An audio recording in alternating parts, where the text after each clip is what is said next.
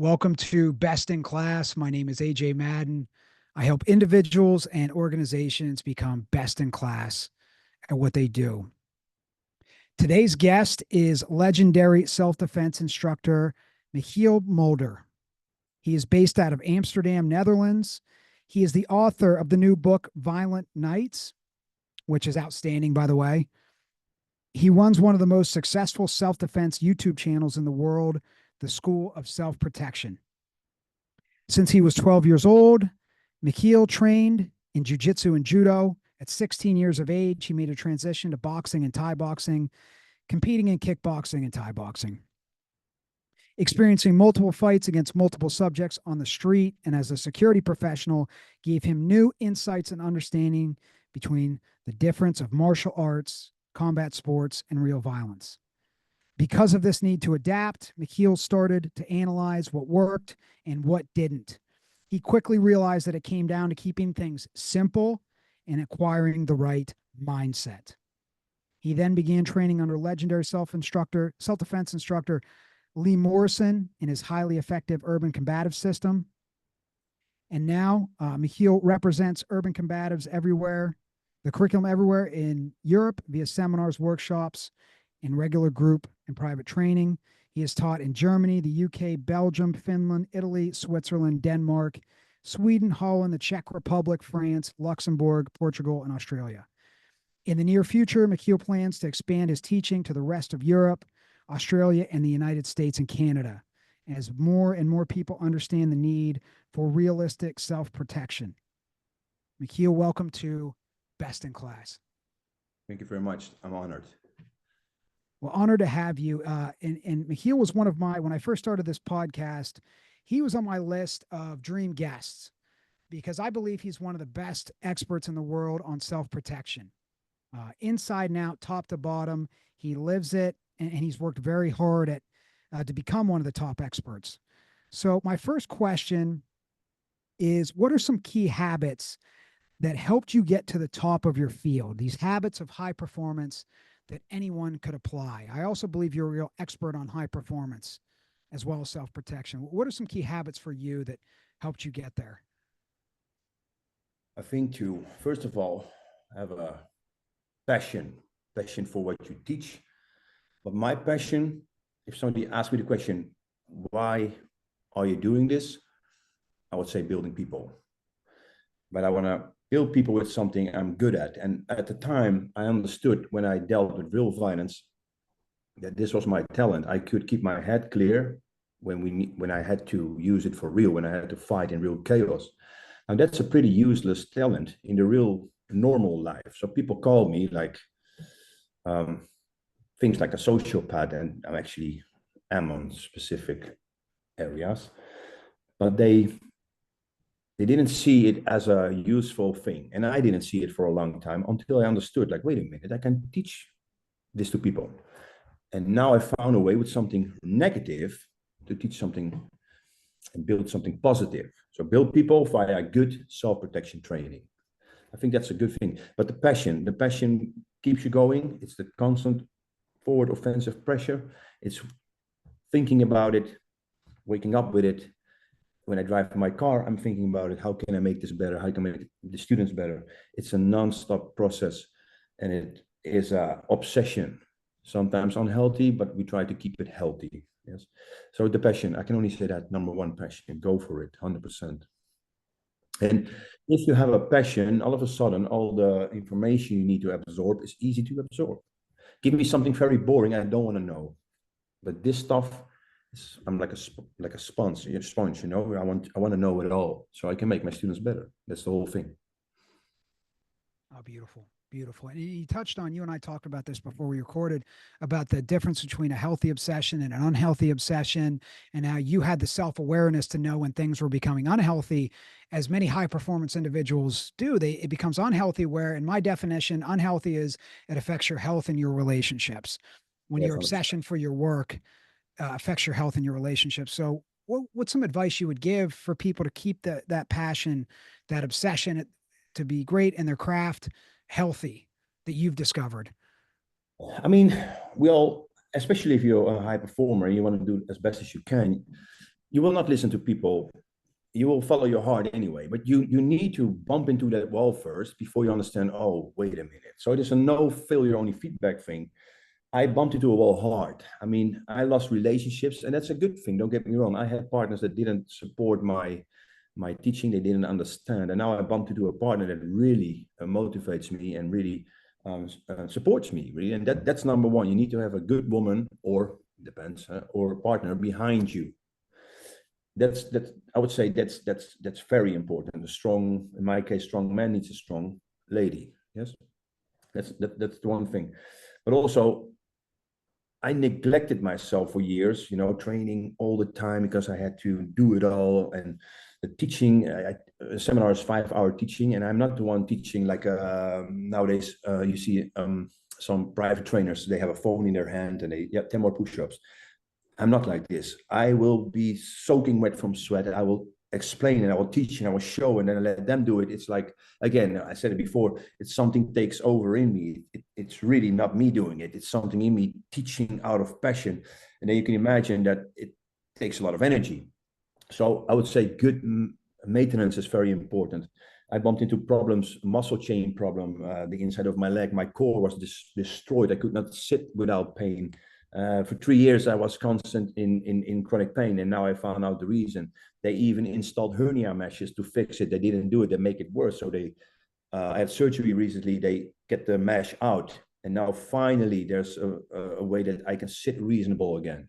So I feel blessed now if I would sit without pain. So I'm working for this, but it shows that I was neglecting my body. So listen to your body, because when passion takes over, I forgot to feel. You need to feel, is everything still all right? Is there some off time for me? And I mean with this, like I had deep tissue massages. I need that stuff. You need dry kneeling sessions, sauna sessions. So the older you get, I'm 41 now, you need to understand, like, okay, do not destroy yourself doing it. Enjoy the journey, is I would say. Because I would say 5 years ago, I was not enjoying it so much. I was just going for that end goal. And that end goal was teaching all over the place and building people. But now I do a step back and I understand, like, I need to enjoy every day, every hard day of work, and every connection I have, such as this one. I need to enjoy it to the fullest. Enjoy the journey, not only the destination. It sounds cliche, but it is what it is. So do not let passion take it over totally. Feel. That's the thing. Oh, beautiful answer. That was such a complete answer. You hit that from so many different angles. There's very practical advice there for people to not let things become unhealthy where it affects their health and relationships. And you laid out exactly, don't do this, do this, don't do this, as all great experts will tell us to do. They'll make the complex simple for us, like you just did. You and I have also talked about, and I've heard you talk about in interviews, the importance of learning and modeling, role models, teachers. And when I say modeling, for example, we look at the greats in anything. Kobe Bryant modeled Michael Jordan. Jeff Bezos modeled Sam Walton. From, let's see, from music, the Beatles modeled Chuck Berry and Elvis. Beyonce modeled, I believe Oprah Winfrey was one of her role models. So can you talk about the importance of role models and modeling and learning? Yes, 100%. I'm constantly seeking for mentors and role models. I wrote it in my book too. The fact that I learned from one of the best, Lee Morrison, shows that I went for the highest standard. I went straight to him and I explained him, teach me and give me your knowledge. Now, when you have this knowledge, we talked about it before, you by accident copy signatures. If you bring something to the state of mastery, right? You have different learning stages. And if you want to bring a skill set to an expert level, we would say you can bring it to a skill set of unconscious competent. You do it without knowing it, right? It goes automatically, like you would drive your car. But for example, when I had my exam of the teaching part, I was grabbing a head and I would show how I would eye gouge and headbutt. And then Lee stopped the class and he said, look how he loads up the head for the headbutt. His chin goes down, his head goes down, and he drives from the back foot. That is something he copied from me. And I was like, did I do that? But most likely I did. but I understood, I saw him doing it so many times that I copied it the best I could. Now this becomes my signature. Now, when I teach, for example, and I copy this not from Lee, because this pinky is up all the time. Lee does the same. Lee says it's probably something means that you have high confidence. But I had in a fight lost my knuckle once, it's gone. And in another fight, it's in the book, by the way, this tendon snapped. So that combination of that broken knuckle and that snapped tendon gives me this. So when I grab a head, this happens a lot. I can control it, but automatically when I teach, it goes up. And then some people say, yeah, you just copy Lee. Honestly, this is what happens automatically. Now, my students sometimes do the same. They give me this pinky up. And then I look at them, I'm like, they're copying and bringing something to the level of mastery. And then I tell them, be careful with that pinky, it will snap off. And they're like, oh yeah, you're right. But I cannot tell them because they saw me do it all the time. And then I explain it's because of my hand. You see? So that's funny to see, right? It's really, it's respectful, you know, but they don't know. You just copy what you see the best you can. So it depends on your ability too. How can you move and how can you see? Because we have different type of learning, right?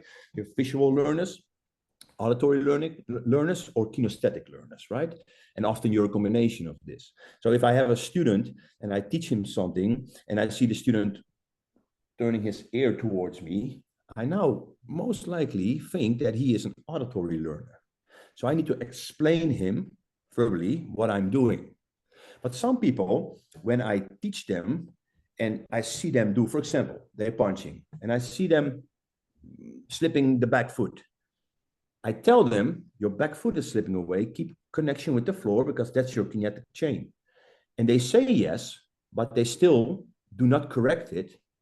Then I stop them and I tell them, do it with me. So now we're doing it together. If he does it now and instantly corrects it, then he's probably a kinesthetic learner. He had to feel. If this doesn't work, I will tell him, yo, look at me. Look how I do it. Look at the footwork. If I see him do this and now he corrects it, then he's probably a visual learner. And also if they communicate with me and they explain, or I explain something and they give me a confirmation, something in the lines of, I see what you mean. Most likely he is a visual learner. Or somebody says, yeah, I hear you. He's an auditory learner. Or when he says something in the lines of, I feel you. Then I know, well, probably he's kinesthetic, right? So when I teach big groups and big seminars, I need to use the principle that I reach everybody. So I use the FAK principle. The first one is the visual, the first, and it means like I first explain what I'm doing. Now I'm going to show very explosive and very fast what I'm doing. That's the A, is the auditory. I explain what I do. For visual, I show them. First, I mess up. The first V is the visual. I show them the example. And it has to be quick and explosive, because if you do it in slow motion, the brain always has an answering ability and wants to have, questioning ability and wants to have the answer, right? So if they see something in slow-mo, it's very logical for us to think, yeah, but what if he does this or this or this? Well, if I show it explosive, man is down, the visual now gives them, oh, what the fuck happened? So now they're open to the information. That's the A. I now explain what I just did. And now the whole group is going to do it. And that's the kinesthetic part. So visual, I show the example explosive as fast as I can. Auditory part, I explain what I just did. Kinesthetic part is everybody's going to do it. Now I reach all learners. And often we're a combination of learning. But if you understand this, that makes you a good instructor. Now you understand, okay, I can teach a skill set, I just have to find a way how I can install it. So once in a while I have a student in my class that messes up everything. And it frustrates me, because it's not because I'm frustrated about him, but then I say to myself, shit, I need to find and crack the code. What kind of a learner is he? A visual, auditory, or kinesthetic? And then I take him apart and then I find and play and I see, okay, this is this type of learner. So for example, if I know he's a visual learner and I need to sell him a car, that's a good example. I would tell the visual learner, look how beautiful the lines of this car, or look how big of the rims, etc. Right? Now, if I need to teach an auditory person, I would let the engine roar. Woo, you hear that? Great sound, right? And if I need the kinesthetic learner, if I need to sell him that car, I would sit him in the car. How does this chair feel? Grab the wheel. It feels great, right? If he says, yeah, it feels great. Now I know I have him, right? So it's very good to understand what kind of learner you have in your class or in your business, so you can sell him the product. And I want to sell him the skill set. It's that simple. Well, anyone in a leadership position, a coach or a parent or a teacher or a manager, what Michiel just demonstrated to us is not just having a passion for the content, the skill set, but also having a passion to teach and serve and coach on top of it, because we could be an expert at what we do, but if we aren't also obsessed with becoming a great teacher, coach, right, it doesn't work, right? And that was one of the best explanations. It delivered with so much passion and energy in terms of trying to serve at the highest level to that individual, that one person who's right in front of you. Yeah, that's the whole purpose. I mean, it starts always with ego. Everybody has an ego. Everyone in the field that is doing something that goes towards the top has an ego that drives you. But what you see often is that ego goes the other way, and now it becomes part of them, and now they really think they're special. I don't think I'm special. I don't think I'm special at all. I come from a hard-working upbringing, and I need to still work very hard to earn my bank. But the thing that changed for me is that I don't give a fuck. Sorry, I don't care what people think about me. What I care about is building the students, and I by now have hundreds, or I would say thousands of students online, but also in the seminar circuit that reach out to me, and that is in the hundreds that they really said, listen, thank you for your YouTube clip. Thank you for the seminar. Thank you for the online courses. You are an inspiration. And I don't feel special. The thing is, I inspire them to train. I inspire them to become better. Now, that's my objective. I don't care if you think there is here and there a hater. I don't mind hate as much as you want. I will not invest my time anymore in negativity. I go to the positive only, right? Because once in a while, that's my guilty pleasure. Everybody has keyboard warriors, right? My guilty pleasure is to annoy them a bit back when they are in my comment section, but that's just for my pleasure. But I'm also, when I do this, give 10 times more attention to the people that are positive. And then people reach out to you and they say, I see you as a mentor, or I see you as an inspiration. Now, that humbles me to the core, really. That's the whole point of what we do. If I can make money in an honest way with building people, how can that be a bad thing? Oh, well said. Well said. And I think you gave away a secret there in terms of removing your ego, making it about them, not me.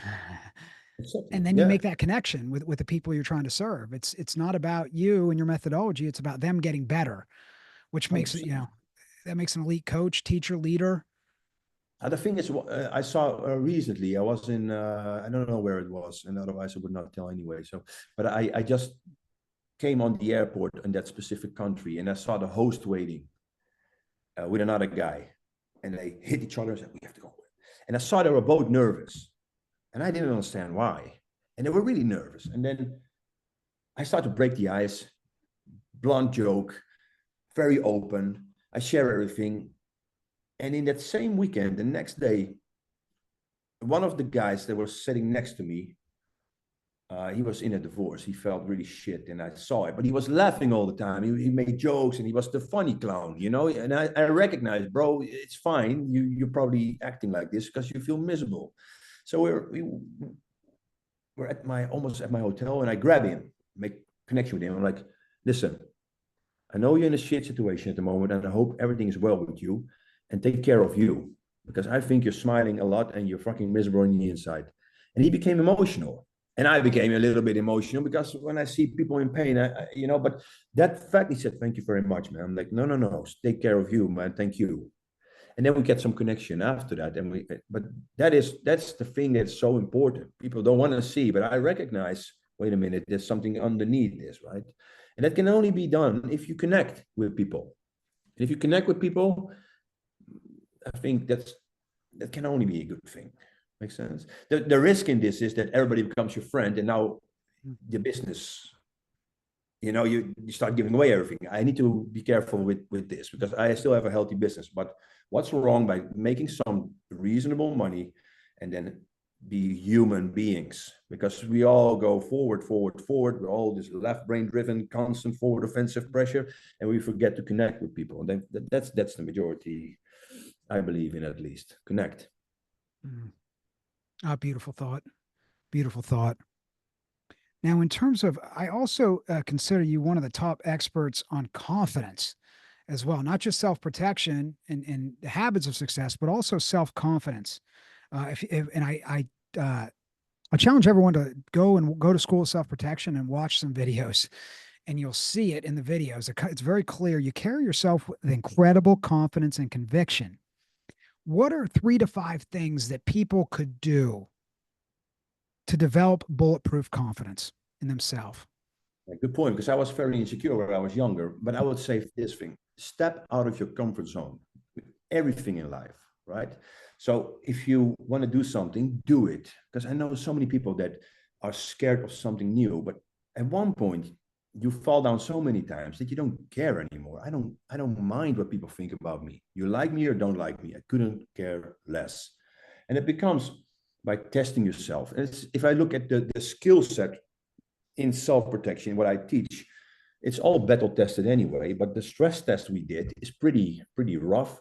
Now, I had the luxury to use it for real. So I was in a lot of situations that I can filter real self-protection, bullshit self-defense. And it's, unfortunately, a lot of that is available.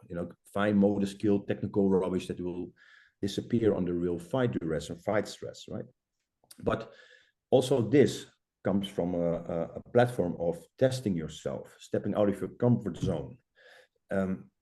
That's one of the things. So step out of that comfort zone, reach out to mentors that are better than you. Because I found out, if you hang around with people that are better than you, that it rubs off on you. You become better. And and you still need to respect them, but there's always somebody that you want to, a new skill set, for example, that you want to learn, to reach out to, and be open-minded. That's also one that I can give.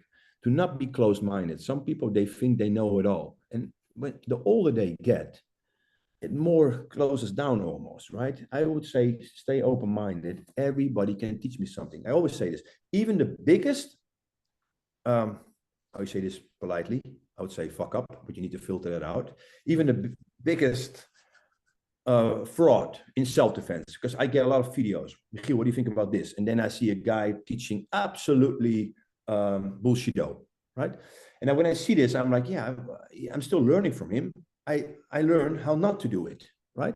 So I don't make fun of this. I will never react negative, because why would I? I mean, I'm here to build people. And when people start to act negative online, for example, it comes always from a base of insecurity. I don't do this. There's no need for this. I don't have to kick down to say like this, right? It's bullshit. But that's also a thing. It's very crucial. Another thing is just retrain this program. Do not allow negative self-talk. So if I would relate it to self-protection, I would say think like a predator, predatory thinking. So if somebody's very aggressive in my face, I need to de-escalate. If I can run, I would absolutely run first. I would avoid violence at all costs. But if I need to protect myself or my loved ones in a physical sense, it's not very functional to say to myself, oh shit, he looks so strong. Can I really win this fight? What do I have to do? No, I will not allow that. I will push it to the side and only think what I'm going to do with him. If I work the doors in security context as a doorman, I would think the same. There are multiples often, and I can also think, oh, I'm so intimidated, 3 strong guys. I will think, I will hit everything that moves. I just have to hit in one direction and somebody will walk against the punch, for example. It's a predatory way of thinking. Or I look at somebody and think like, how does it sound if I would slap him? It's a sick predatory way of thinking, but it allows me to think about that only instead of thinking about fear and self-doubt. Now, I was conditioned a bit by my family, by my father. He didn't mean it like this, but it happened, to be afraid of starting your own business. He did that and it went a little bit down. He went bankrupt and now he's already working on other stuff. But the fact is, it gave me some fear for working for yourself, you know, the taxes and all that stuff like this. But now I'm doing it. I had to really overcome that fear. To be honest, I was a bit afraid of money coming in. It sounds maybe weird, but it gave me a lot of stress. And now I don't have this anymore because I see now, let it come. I will learn, I will evolve, and I will become a better businessman, right? So I still have loads to learn. My mindset on that area is still a little bit too close. I want to expand more and more. So that's why I will go to an expert again. Teach me about money, teach me how to do better business, right? Because you can be a good teacher, but my business needs to go up. So I'm always open to that. So that's my learning curve. But the fact is, I do not allow negative thinking anymore, also on that surface. Also, when I come in, just up, don't be cocky. Look around frequently, look at the people, connect with them, lock eyes, say good evening, good afternoon, good morning, be a gentleman, and sit and be proud of what you are. I do not allow any response if somebody talks negative about me. I couldn't care less. It took me some years to get there, to be honest. But I only got there by stepping out of the comfort zone. That answered the question a bit. I would say it's one of the best answers I've ever heard in terms of how to increase your confidence. Oh, I appreciate that. What I found out is that when you reset that inner voice, and it's also in my book, if that inner voice, and it comes also from Lee, he's a very good specialist in this, but if that inner voice is really you, who is he talking to then? So it's a program conditioned by your experiences from the past. So you can also retrain that program by stopping the negative and repeat positive. I had a moment in my life that I was, before I met my current relationship, and I would say years ago, that I walked into that wall that I talked about, that I was thinking very rough, like, yeah, man, you have 36 years of age. You cannot have a normal relationship. You live in an apartment. Yes, you can. You have a car. It's fine. Yeah, you're teaching abroad, but you don't make money with it. What are you doing, man? By now, you should already do this, this, and this. Nowadays, I would not even talk to myself like this. That's a disgusting way of talking. I was talking down to myself, which I would never do to somebody else. I don't know why I did it, but it's probably a condition thing. And now I really start to retrain and reframe that inner voice, and now it becomes more positive. So nowadays I go outside and I smell the air, drink my coffee, and now, for example, this moment I'm very happy that I can sit longer than 10 minutes because of that surgery. You know, the little things really help me now. I can sit without pain. I'm doing a nice podcast. I have a book out. I have seminars coming. I feel extremely blessed. And it's only because I'm positive. I have a new seminar coming up. I don't know what to do. New learning opportunity. Let's go. We're going to find and create a new seminar for these people. All that stuff is crucial, right? Instead of doubting yourself, I can do it. If I need to teach special forces today, doesn't matter what country, I will go there and I will show them. I will teach them from the biggest passion. I will give it all, and they can do whatever they want with it. I know I can perform, you know. And it's same for if I need to teach a group of civilians. I'm saying special forces because in the self-protection world, that's the pinnacle, right? I can teach everybody everywhere what they want, and I can do it with 100% because I give 100% and I do not allow negative thinking. It's that simple. Oh, excellent. Excellent. Can you talk about superstate? I've heard you talk about it before, and you and I talked about it a little, how we can apply the superstate to our everyday life. You know, you apply it to self-protection to great effect. And how could we also apply it to our everyday life?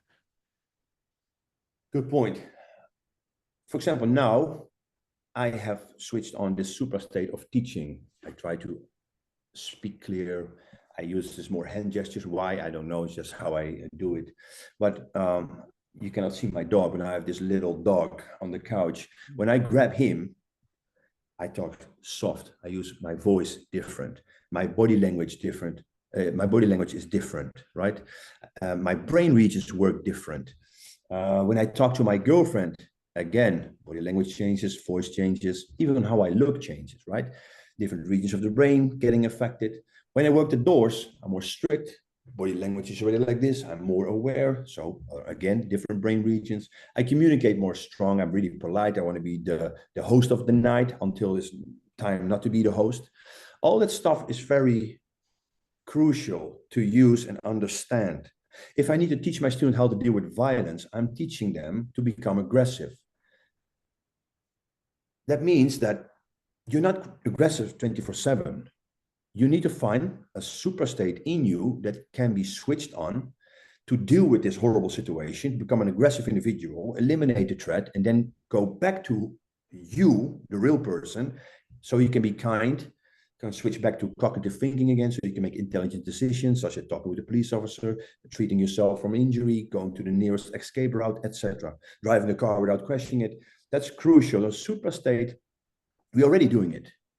If you have expert on your podcast, they all use it. They all use it when they have to give a lecture. They all use it when they teach their students, or when they work with their clients, or when they present themselves in their business. It is a split in your personality that is capable of certain things, has its own beliefs, norms, and values, uses its own brain regions, body language, and voice. So I teach my students to create a suprastate that can deal with violence, cold and clinical, on, off, switch of aggression, and go back to the kind person you are. So it's not a personality disorder.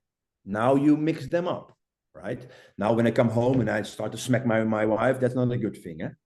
Or when I become aggressive towards my child or my dog, etc. Right? So you really have to understand where it belongs and to switch it on. We are already doing it. You do it at the moment too. You are now the host of this podcast. You're different than when you woke up this morning and talking to your partner, if you have a partner. Makes sense? Oh, makes sense. And I can definitely see how we can apply it to all sorts of things. Yes. And it may segue into my next question here as we transition more into Michiel's expertise on self-protection. In terms of, and maybe we can apply the superstate to this,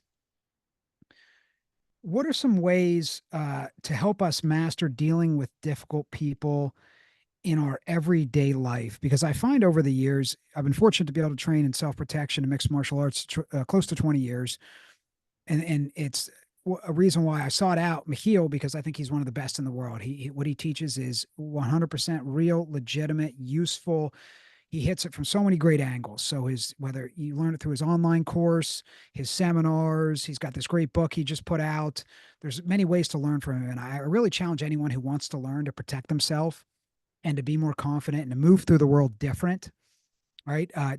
Please look into Michiel's materials. Now, what I've found is over the years, we get attacked way more verbally and emotionally than we do physically. We must prepare for the physical because it is a reality. But it happens way more often that we have someone rude to us, or a bully, or someone who wants to step on us. So what are some ways that you, and there's two components to this, I believe. One is de-escalation and the other one's assertiveness, right? What are some great tips you can give us on that?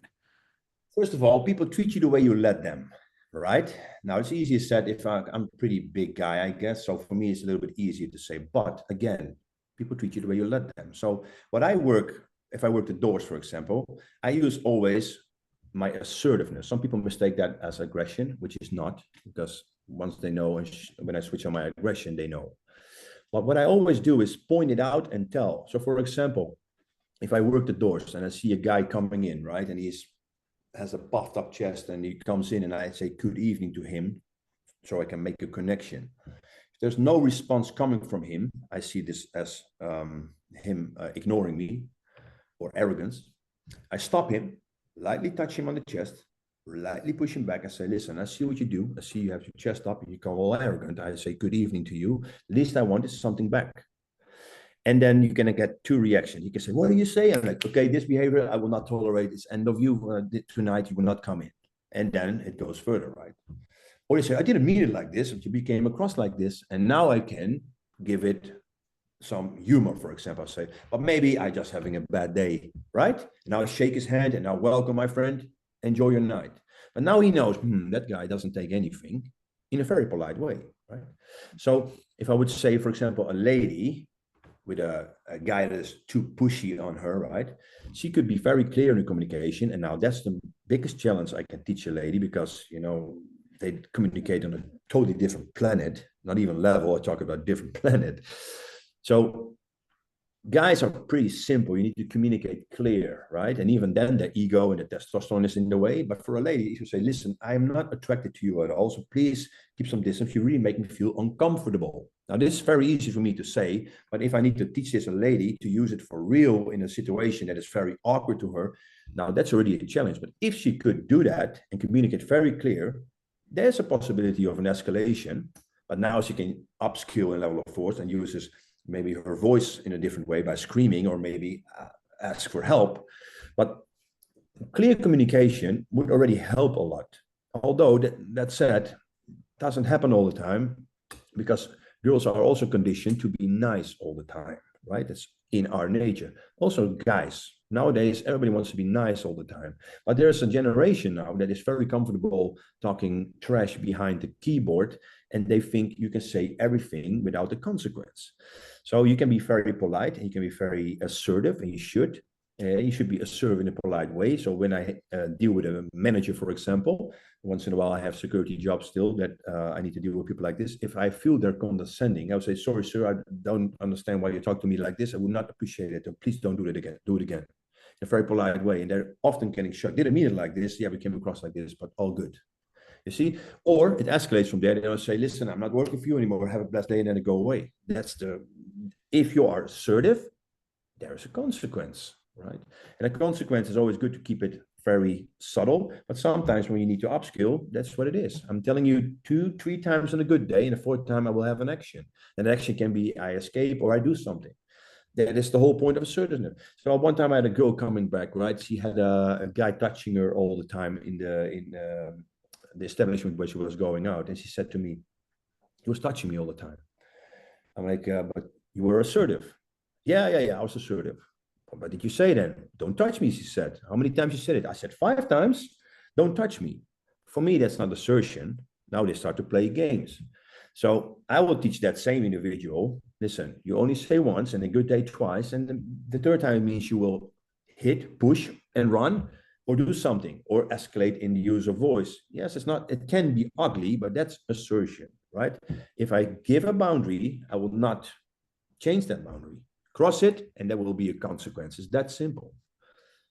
But it's easier said than done, right?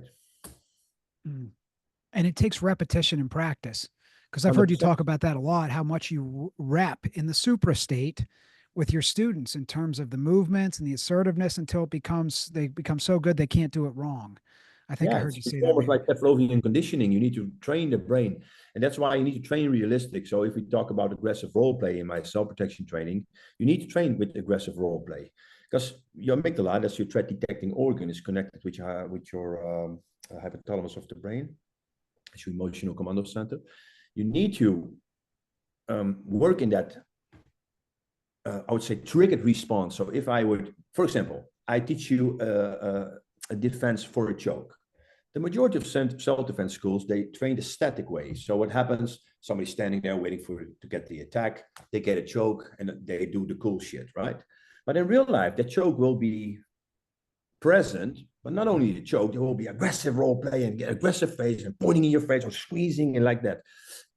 Now, in my training, we give this. So the brain of the one who is undergoing that choke gets tunnel vision. Although he knows in the back of his brain, it's a drill, you need to give so much role play and aggression that your amygdala still triggers, it still gives you tunnel vision, you still get a dry mouth, you still have mild adrenaline effects, because now something is installed in a different region of your brain that will come out under real fight stress. But it's a very uncomfortable way of training that not a lot of people do, because the average self-defense Krav Maga school nowadays, it's very commercial, has 30 people on a Tuesday night. Now, if I would start to train like this, I only have 5 people left because it's so uncomfortable. It's too aggressive. But that's how real violence is. So we have a very difficult business, because I want my students, I want as much students in as possible. But I know if I start to train 100% realistic, that I will lose them again.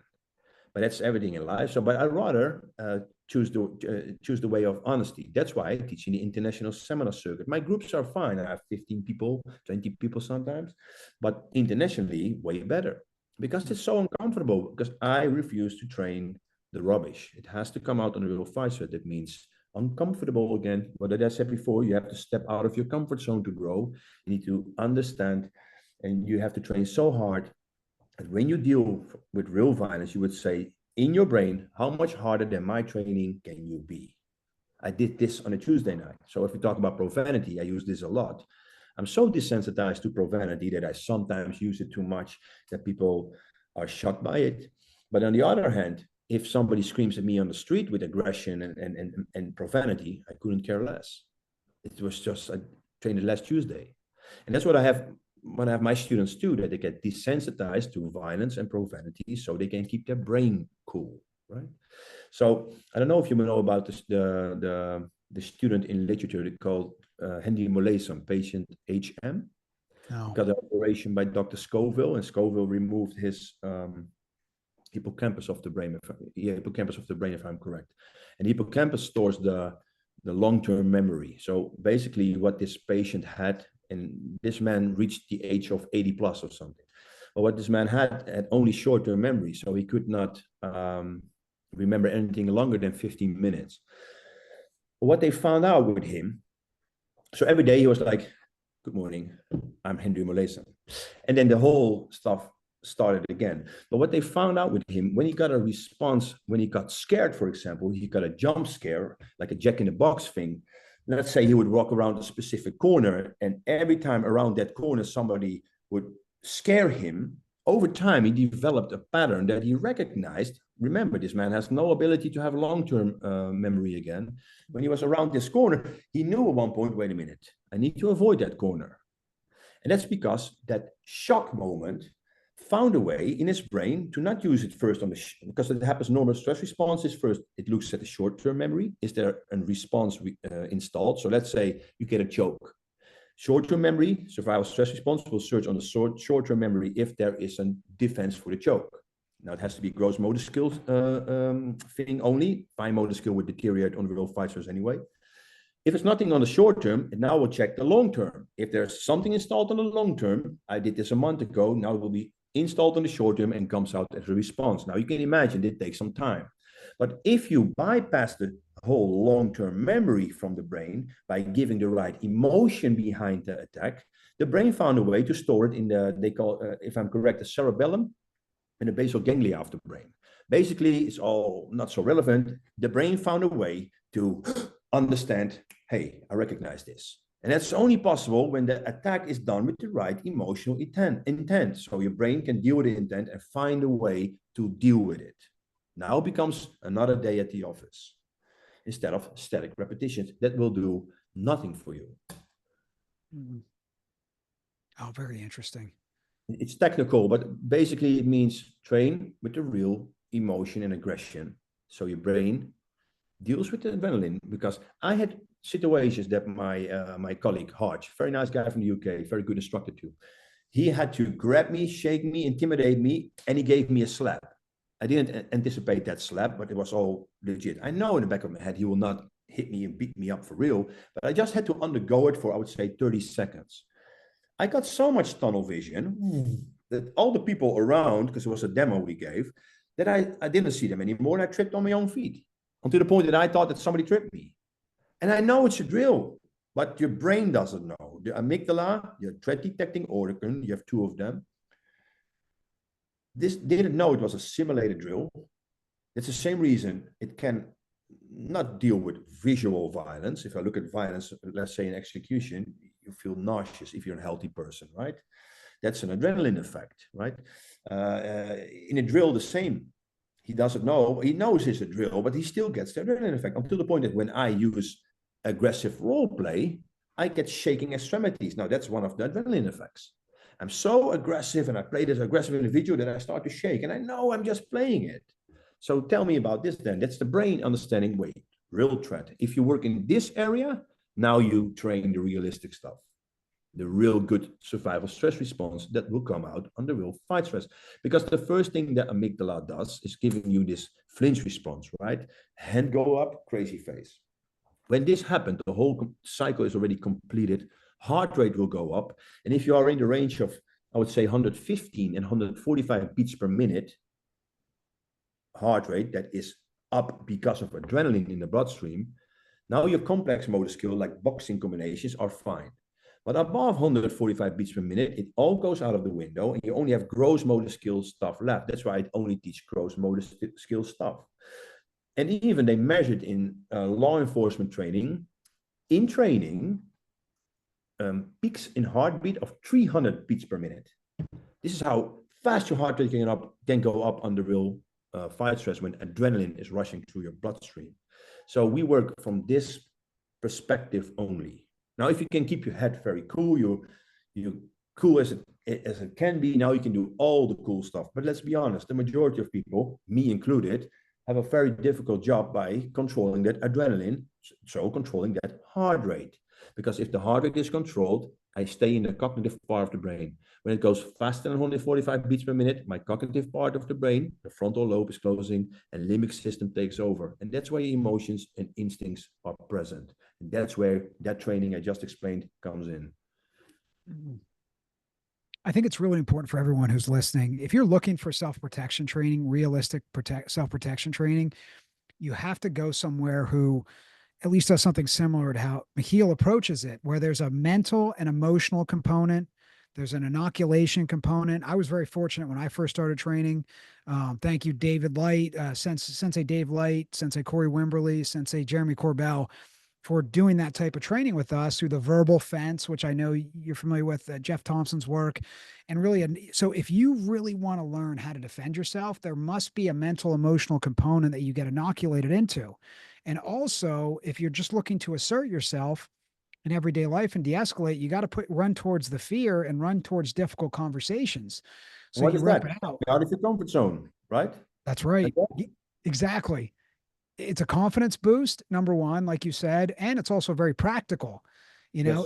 in our brain and our physiology to do this and to be able to assert yourself. I mean, the more you practice it, the easier it is to have difficult conversations and assert yourself, especially if you're under the tutelage of an expert guide like Michiel, who will teach you exactly what to say and what not to say, and also how to handle the emotions that come along with it. So there's what he teaches has applications far beyond just the physical violence. We can apply it to so many things in life. Yeah, it's very interesting, isn't it? Now, one of my favorite quotes from you, this segues into my next question. Everything in combatives is driven by mindset and attitude. Yes. What are your top 3 key mindsets to become that most dangerous person in the room? For example, I've heard you talk about me, more me, finished. I love that one. Have the mindset of a predator. Defending is the art of losing. All these great mindsets that allow us to assert ourselves when we need to. And maybe those are 3 of my favorites I've heard you talk about, but maybe you could expand on those or share some others. Yeah, it basically comes down to predatory thinking. So sinister thinking, like what does his jaw, what's the sound of his jaw when I smash it? How would he collapse if I kick him in the dick? It sounds weird, but that's the process when there is a conflict going. But it starts already with, first of all, you have to be predatory all the time. So if I go into a restaurant, I see where the exit routes are and I position myself so there's nothing in my back, etc. But also every individual I see, and again, this is a little bit sociopathic way of thinking. I'm thinking, how would I deal with this individual if I need to fight with him or I need to eliminate him? So somebody's very strong, I look for weak points. I do it with everybody. So I'm already in my brain eliminating the person. Well, I'm very polite and, but that's a way of, okay, somebody's very strong. I look at his legs. I will kick him on the knee. Somebody's a thick neck. Knee is not an option. Neck is not an option. Throat still is, or maybe I would go for the eye. And that's a way of, it's a sick game. I understand that it's not healthy behavior. But by playing that mental games, not doing it for real, gives you an advantage, right? Instead of getting intimidated by somebody stronger than me and look for weak points and like, if this goes wrong, how would I eliminate the threat? That's the first one. But it basically comes down to what I just explained already. Do not allow any negative way of thinking. So I am only busy what I'm going to do with you. Instead of thinking, you look so strong. Shit, if I get a hit from him, I get knocked out. I say something else. I say, that's a very big individual. If I knock him down, it's good for my name.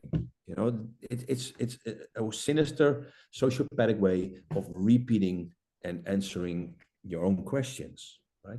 But I do not allow negative self-talk like, I cannot win this. I will not do it. Again, retrain that program, only think how a predator would think. So if somebody, and I had this unfortunately, also a couple of times caught on camera for real, it's also on the YouTube channel. When I need to hit somebody and eliminate somebody for real, I don't think anything anymore. So there's a phase in the conflict that I try to de-escalate as much as I can, because I already know this will become chaos for them and for me. Because in this specific situation, there were two guys trying to attack me. They kept on going forward and I eliminate them both on camera.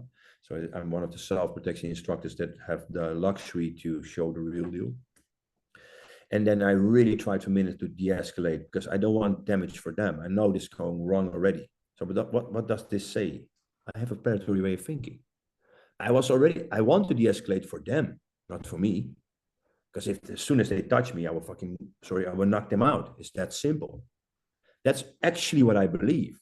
Instead of thinking, oh, there are two of them, and one was threatening with the gun, not like showing, but he said, grab the gun, grab the gun.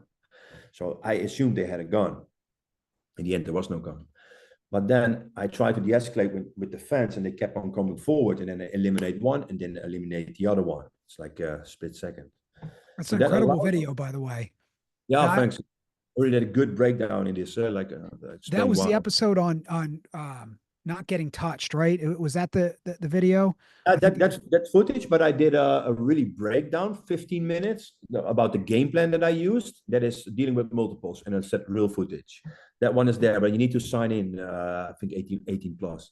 But that's actually one of that. Don't touch me. That footage, but now the whole extent and the whole situation. How I use the fence, how I try to de-escalate for minutes, and how they forced me to eliminate them. And it's again a sociopathic way of thinking. They made me do it. And I actually believe. So if they would both die in this event, I could not lose sleep about it. I would hate it.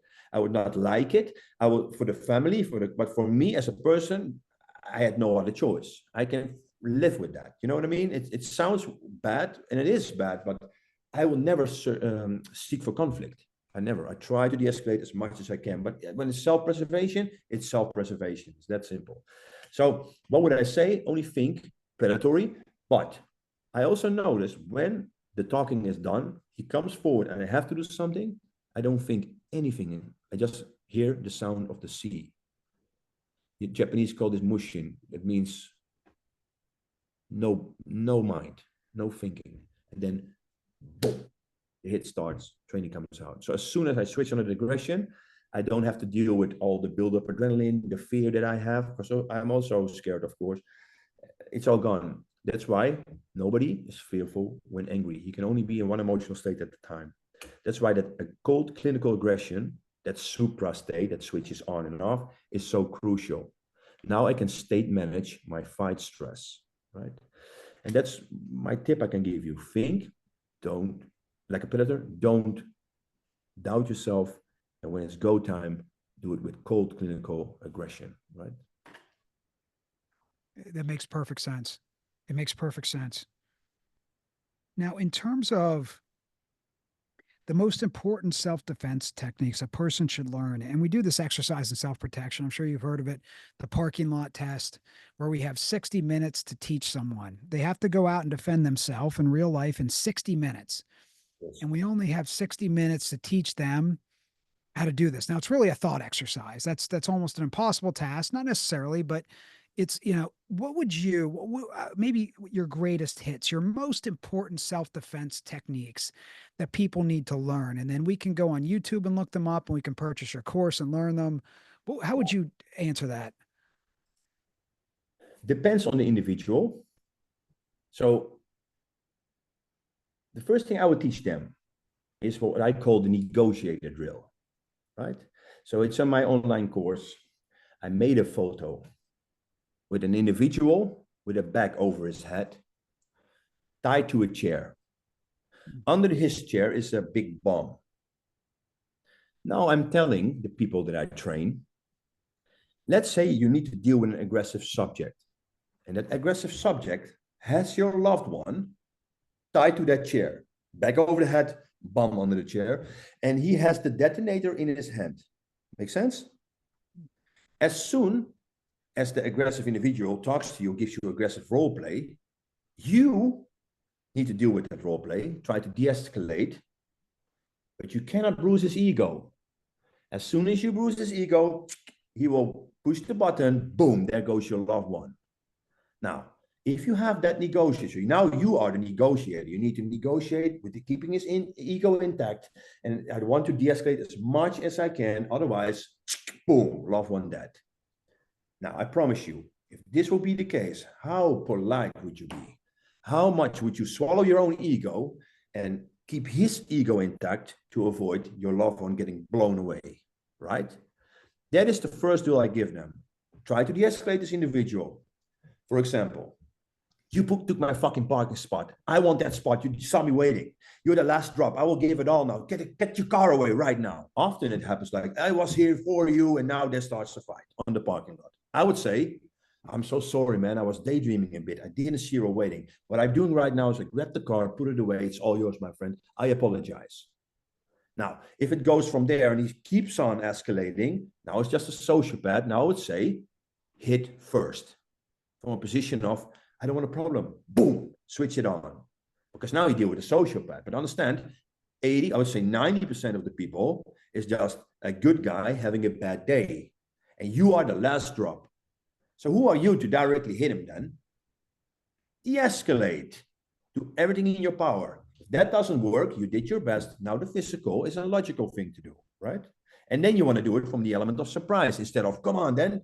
No, we use the void, we use the fence, keep the distance, and we use that de-escalation tactic to explode into a physical, you going first with the most is usually the best, right?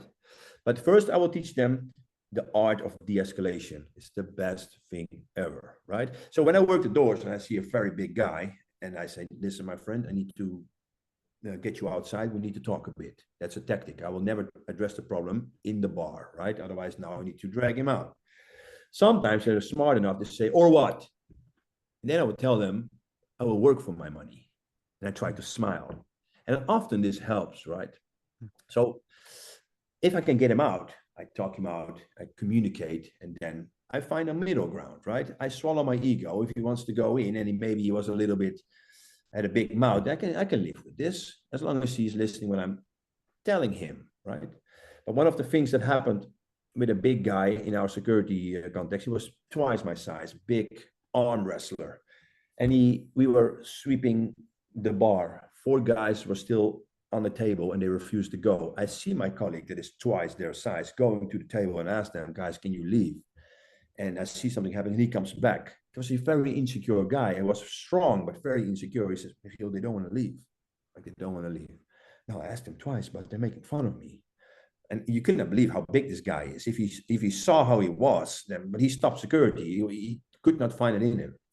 So I go to the same table. I'm like, guys, my colleague just asked you to leave. So do me a favor. I'm fucking tired. I'm sick and tired of this bullshit. I want to go home. I want to be farting in my bed already. You know, make a joke.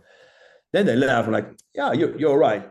And then one was smart and says like, or else what will happen? I'm like, then I will work for my money. And I don't want to work for my money because I went for the security for a reason. I want to stand there all day acting like a dick, getting my money. And they all start to laugh. Oh, you're a good guy. And then they walked out. So I knew fun. I'm using humor, but also assertion. And that means if they would react aggressive, okay, there will be a consequence. Now I will grab your head and get you out. And now it will be fueled by aggression because they made me do it. You see the sociopath coming back? But I try as much as possible to de-escalate every situation. Right? That's the first thing. Now, if I need to go to the physical, then if somebody's stronger than you, this most likely is the case, otherwise you wouldn't be victim selected, I can only teach you to hit first and keep on going until the threat is eliminated. And then we have specific tactics for that. And then I have to look at the human being. Is it the guy? Is it the girl, for example, with sharp nails? Maybe I can teach her how to use that nails. Is it the guy that can generate impact? I teach him to generate impact in a way that he doesn't break his hand like I did. Right? All that stuff is crucial and depends on the individual. But it comes down by action always beats reaction. Now, you don't always have that luxury. If you are attacked already, maybe you had self-doubt, maybe you waited too long, now you are in the attack. Now it comes down to that switch on aggression and a good training. So then you need a good reactive dynamic that we also train in a very realistic way. But if you look at it, the majority of self-defense schools, at least in the commercial Krav Maga, what I see, and I don't bash Krav Maga, there are very good Krav Maga out there, don't get me wrong. But then I just see them doing the reactive stuff. Okay, today we have a rear naked choke and this is the solution. What happened that he kept behind? You deserve to be choked out now. You see, where was your awareness? You still need to train, but then train realistic. Because all the stuff they teach me at Krav Maga doesn't work when I grapple with a 5 kilo more heavier dude than me that wants to squeeze the life out of me during sparring. It's great fun. Yeah. But then you find out, that doesn't work. You see, so train realistic again, but then not so commercial. People walk away. So that answer your question. It makes sense. Sure, de-escalate and then learn to hit first and hit hard with different tools. And some people, and that's also a thing, right? This is just bullshit. Just run. Yo, of course you run. Avoid violence. It's only negative, physically, emotionally, juridical. It's only negative. Every violent altercation I had was negative. Even if it means that I knocked out 5 guys once, I knocked out 7, and people don't believe it, but I have the police reports, everything, right? You think I'm proud of that? No, it was only negative. I broke my hand. I ripped off the bicep of the bicep tendon snapped off. It was an expensive surgery. I lost a lot of money because of this. I knocked out 5 people the teeth in that dynamic. It had to be paid. I didn't pay anything. I had to go to court. All that stuff. Only negative. But running is not always an option. People always hide behind that comment, just run. Yeah, of course you just run. But what if I have an elderly person with me, a child? What if I cannot run because I have an injury? What if my car broke down? Because what happened to my friend, he's a martial artist. And he was he was not agreeing what I'm doing because he is a BJJ guy. And they are by far the worst. They think BJJ is one-on-one applicable on the street, at least some, right? And I love BJJ, I'm training it, and I love it, right? Don't get me wrong. But then what happens, his car breaks down, his son is in the car, so you cannot escape in the middle of like a crossing and then leave your son, right? A guy has a problem with this, he becomes aggressive, and he's a very cool guy by nature, tries to de-escalate, and now he forces, and he knocks the guy out. So he knocks all his teeth out. Now, witnesses only saw my friend hitting him, so he had to pay, I guess, 7,000 euros. But then I said to myself, what are you doing right now? You are hitting. So where is your BJJ right now? Maybe you could just hit him with a slap, right? Then instead of an uppercut that spit all his teeth out, less expensive. So now you have to do what's reasonable and necessary. I'm not saying he shouldn't hit him because he's a smart guy and he has himself under control. But then where is your BJJ right now then, my friend? Why didn't you spin him, choke him out and put him in the bushes, for example? I'm just saying something, right? So you see in real fight stress, a lot of stuff goes out of the window also. But yeah, it's not always fair. Right now he got a juridical problem, had to pay for it. So it's only negative. But running is not always an option. It's that simple. If they don't allow you to run because they block the exit route, now you need to fight. Now, do you want to be reactive now or proactive? Then I say, if you can, be proactive. But you need a lot of training, a lot of balls for that, and an aggression on the switch to stay manage your fight stress. Now, if you mess up this one, now our B plan comes in, now you're reactive. So it's never the ideal. You still need to train it, but then train it with 1 or 2 gross motor skill responses instead of a whole curriculum of, okay, today we have the rear naked choke, and here we have 100 solutions for the rear naked choke. That doesn't work like this. Your brain doesn't work like this. We call this Hicks law. The more options you have, the longer it takes to make a decision, right? If I go to Netflix and I see 300 titles, and I have Amazon Prime, and I have the other one, I forgot the name. all these options, hundreds, let's say thousands of movies. And I say to myself, there's nothing on, I cannot find a movie today. What do you mean? There are 3 platforms. You cannot find a title. If I promise you, if I had only one platform with maybe 50 titles, I would find a movie. Right. So you have too much options. So keep it very simple. It's crucial, right? So one guy one time reacted on my YouTube. He says, I see what you do. You teach the same shit over and over again. First of all, I'm not. And second of all, yes, I need to keep a very compressed toolbox with gross motor skill stuff that is doable from different ranges and positions and all that way. It has to be simple because violence is very difficult to deal with. Oh, that's right. And anyone who's listening, and this applies to any expert you're trying to learn from, any expert, they make the complex simple for us to execute and do. That's one of my tests of mastery. Masters make the complex simple. True experts make the complex simple. And it's exactly what Michiel is talking about, not just in terms of the principle, but also in terms of the practicality. When we're under adrenal stress, we don't want complex 6-step processes to remove somebody grabbing our wrist or whatever the case may be. And what Michiel teaches, you'll see this in his videos on YouTube and his course, that it is extremely simple. And it should be the same simple fundamental tools over and over again. As Bruce Lee talked about, don't fear the man who practices 10,000 kicks once, fear the man who practices one kick 10,000 times. And that's, again, that's true expertise. So as you're looking for an instructor, look for someone who makes the complex simple, and look for some, and again, go to Michiel's YouTube channel and hire him, go to his seminars, and you're going to get simple tools and simple explanations that you can use in the parking lot. Another favorite thing, go ahead. No. It's a good point, but the self-defense world is so messed up. I had an instructor once. It was in Finland. The guy was heavily obese. Doesn't matter. I'm not disrespecting that, but it shows he was out of shape. And I was teaching what I'm teaching, right? And then I probably insulted him because I said that his students, I said, well, guys, with all due, because I will never bring somebody down. I need to make people better. So I said, listen, with all due respect, you are black belts Krav Maga, but you cannot hit. There's no impact on the path. So let's work on that first. And all the students, they did tremendous. They said, thank you. And they worked very nice. And they got nice feedback form back. But I insulted the instructor, I guess. I didn't know it at the time, but he walked away. He didn't train with me. He was not on the photo. And he gave the only one a negative review. He says, instructor is only teaching white belt stuff. And we already do this. And I'm like, white belt stuff? This is not a martial art. I need to teach something retainable and possible in the real fight stress. So I keep it simple. Plus, you say you know it already, but they couldn't hit at all. There was no impact, nothing. End of the seminar, the majority did a great job. The instructor, his ego was so bruised that he was not impressed by me. Dude, it was on the form. I don't care. I'm not here to impress. I'm here to impress your student. I want them better. So I can say there was this little woman. She did amazing. And there were Finnish people, and they are like really, they show no emotion. But that whole seminar was vibing. And then the host of the seminar that hired me, he said to me, you have no idea what you managed with the Finnish people. They showed emotion. And I was like, really? Yeah, they gave it all. I'm like, oh, impressive. So not to bash anybody there, but that instructor that is also a coach online with the Krav Maga, he really thinks he knows it all. And that for me is the pinnacle of close-mindedness, you know?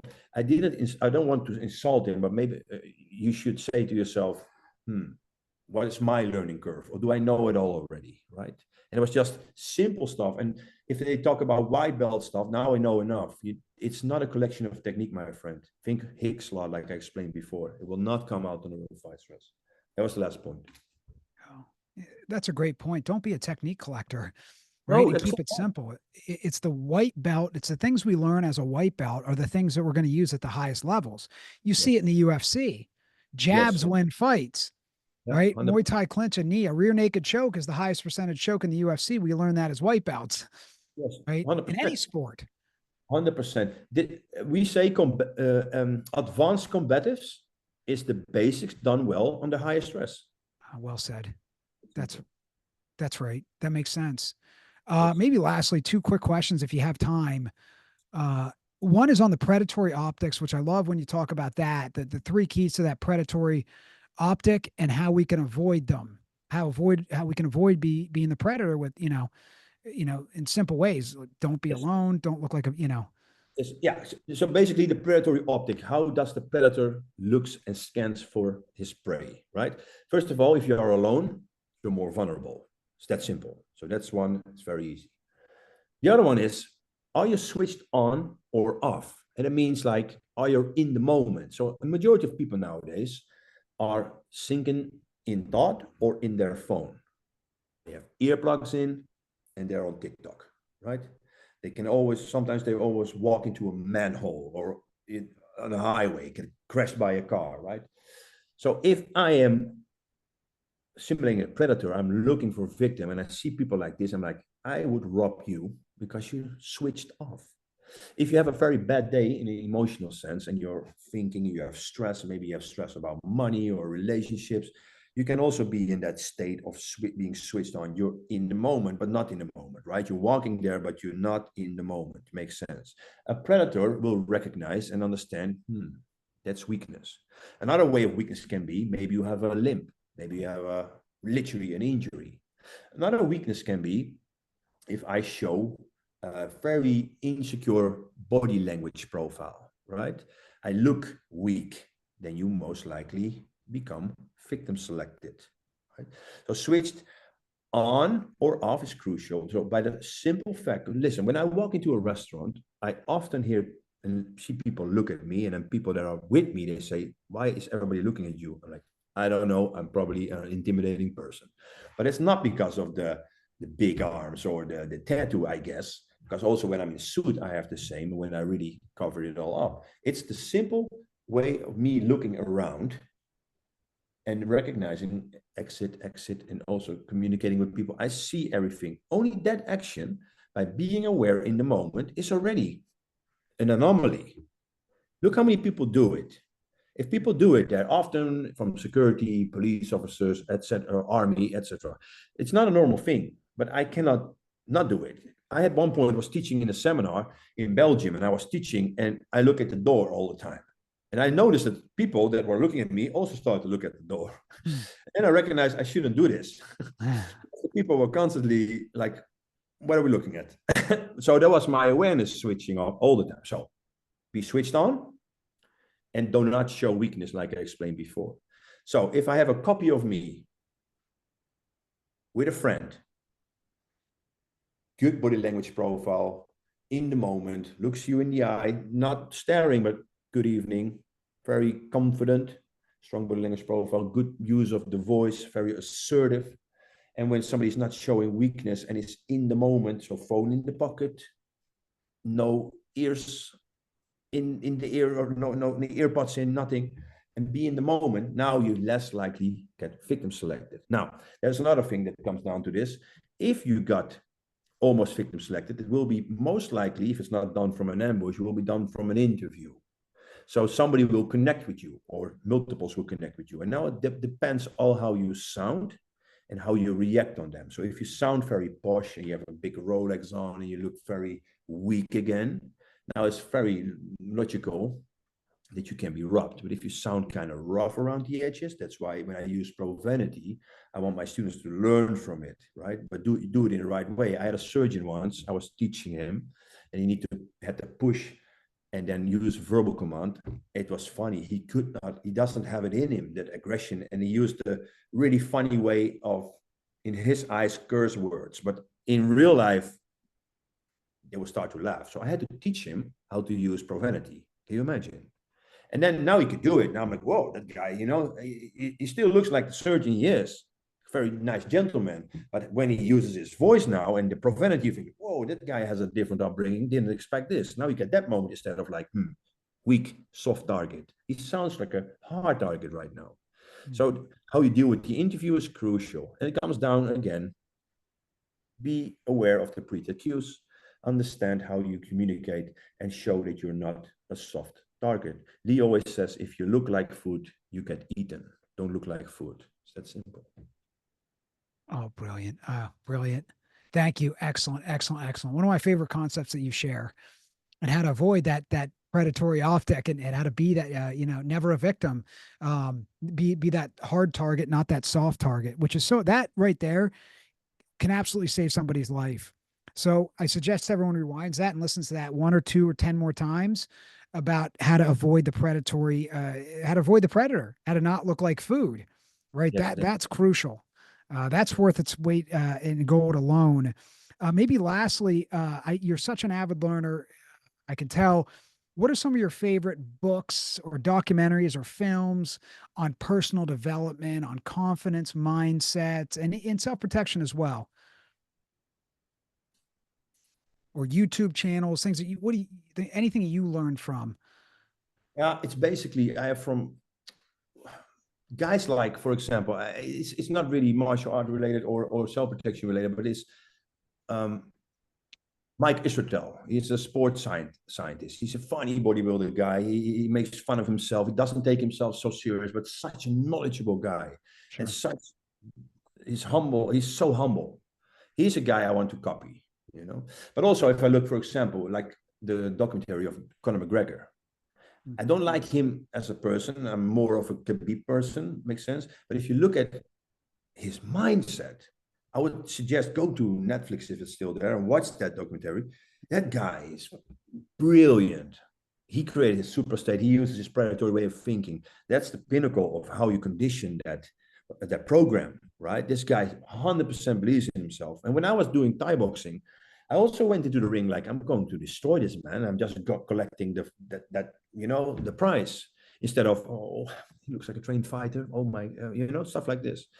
So how you think, and that's what you can get from the elite, is how you should copy, I guess. Think only what you can do, and you're already winning in your eyes. It's just a matter of just fighting that fight, and then I already know I'm the champion. That stuff. And also a guy that I really love, if I look at MMA, is that Dustin Poirier. Such a Sure. humble guy, also open to learn, and Khabib, of course, 100%. But they're so driven and they're so humble. I mean, I can only respect that, right? So basically, it's everybody around me too. If you see somebody thriving, being humble, and evolving, stepping out of his comfort zone, I learn from everybody. I learn absolutely from everybody. I do some security once in a while still for an international school with students. So we have the responsibility of 250 students in a difficult neighborhood in Amsterdam. We need to control that a bit. Also, they teach me a lot. They're very good with editing. They're very good with making on the computer, and then I ask them, and I can learn from them. So everybody, and that's what I believe. Everybody can teach you something. Even the biggest idiot can teach you how not to do it. That's the whole thing. What a great philosophy towards life. It's very practical, and it's also a very humble way to move through life. It's very useful, functional, practical in terms of learning and growing, and also a very humble way to move through the world. I find the people that are the most likable, the most successful, are the most confident and the most humble, and that those are the mindsets you're describing there, which is a beautiful thing. My book ends, the last page, I have one sentence. It says, always a student, sometimes a teacher. I love that. That's it. Always a student, sometimes on the last page. And honestly, the more skills I gather, the more confident, the more, if you call it success I have, the more humble I get. And that's what I want to achieve. And I'd say the people around me, if I start to show ego, correct me. An unhealthy ego, I mean, because there's still ego that drives you, right? But if I think that I become special, control that. Oh, beautiful. Well, what a great way to end there. What a great thought as you end the book. Always a student, sometimes a teacher. Correct? Yeah. What a great way to end it. After all the knowledge you just shared with us and so many things in terms of habits of high performance, the mindsets of high performance, self confidence, self protection, how to avoid being a victim. I appreciate this. This is one of the favorite interviews I've ever done. And again, when I first started this podcast, you were on the list. He was on the list of dream guests because I knew just from following his work for so long that he would have so much great things to share with us, not just in terms of self protection, but also just life and being a good person and serving others at the highest level. Michiel, and again, I recommend his book that just came out, Violent Nights. Incredible book. I can't believe it's the first book he ever wrote. He's just such a gifted communicator, and there's so many great stories and lessons in there. Can't recommend that highly enough. His online courses, outstanding. Go to his YouTube channel. What else, Michiel? Tell me else. What else would you like to talk about and share here in terms of how to find you and your work? Just if people need help, reach out. I'm here to help. Advice, and don't talk about money. I can help you as much as you can. Reach out, I hook you up, and I'm here to help. That's it. It's as much as I can.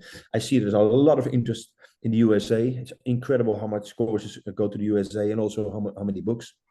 And I just want to expand as more as I can. I understand that people in the USA really take this serious and really are motivated to teach good self-protection. So that's my goal in the future years, to expand to that side, because there's so many people that need it, right? And just reach out. I will react as much as I can. Then let's build this community of strong students of self-protection. Oh, beautiful. I love it. And where again can people find you? Website, YouTube, Instagram. Where should we find you? Schoolofselfprotection.com, YouTube School of Self-Protection, Instagram School of Self-Protection. Okay, beautiful, beautiful. Well, thanks again. You left us way better than you found us, sir. Honored to have you on, and congrats on your success and all the positive impact that you're making on people. Thank you very much. Thank you for the invitation. Much appreciated.